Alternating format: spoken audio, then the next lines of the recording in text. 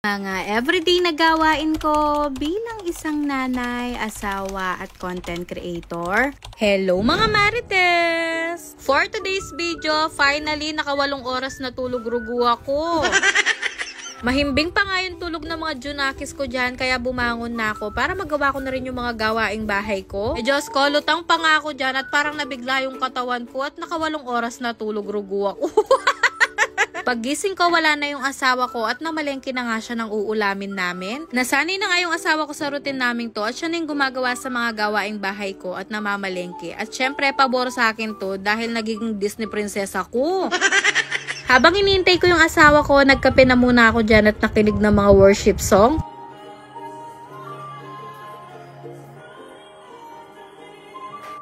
Pagdating ng asawa ko, inasikaso ko na itong mga pinamili niya at nagluto na rin ako habang natutulog pa yung mga junakis ko. Nagkusa na akong magluto dahil masyado na akong nagmamaganda at hindi na bumabagay sa akin.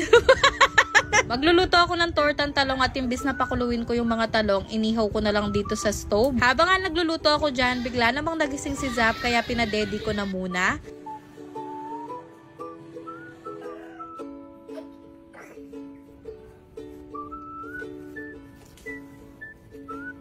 Pinalikan ko na nga itong mga linuluto ko at nadulok na nga. Pero pwede pa naman itong mga to at makakain pa dahil yung balat lang naman yung nadulok. Magluluto nga rin ako ng pritong tilapia at perfect nga itong ipare sa tortang talong.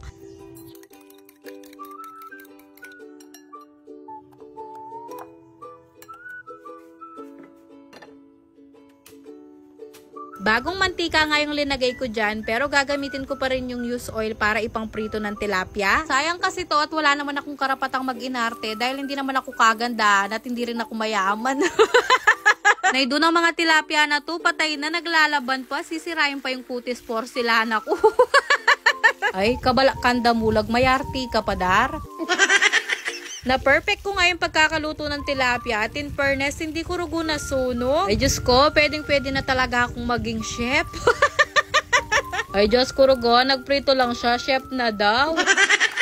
Pagkatapos ko nga magluto, lininis ko na tong lababo para makakain na rin kami. Simula nga nabuntis ako at nabedress ako, yung asawa ko na yung nagluluto dito. At dahil nga hindi naman siya marunong sa mga ganito, napabayaan yung kusina namin. Pero thankful pa rin ako sa asawa ko dahil nung mga panahong nakabedress ako at nanganak ako, siya yung gumawa sa mga gawaing bahay ko at tinasikaso niya talaga kami. Pero napansin ko tong gas stove namin, nadulok na rin katulad ng mga talong.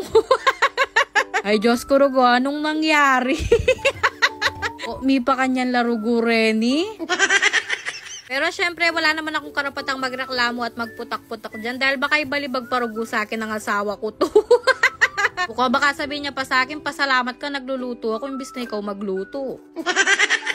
Kaya na naimik na lang ako at lininis ko na lang tong mga to dahil baka mainis pa siya sa akin at hindi niya narugo ako pagluto. Nagising na nga tong junakis ko kaya inayos ko na yung lamesa para makakain na kami. Inaalis ko tong mga placemat na to dahil display lang yan at hindi pwedeng madumi yan.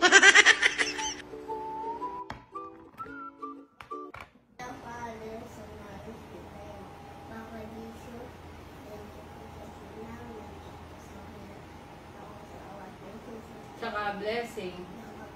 Amen. Ay nuko, eto yung gusto kong inuulam. Tapos meron kang masarap na sausawan. Ay Diyos ko, tsak na makakapitong rice ako. Ay, karakalanase.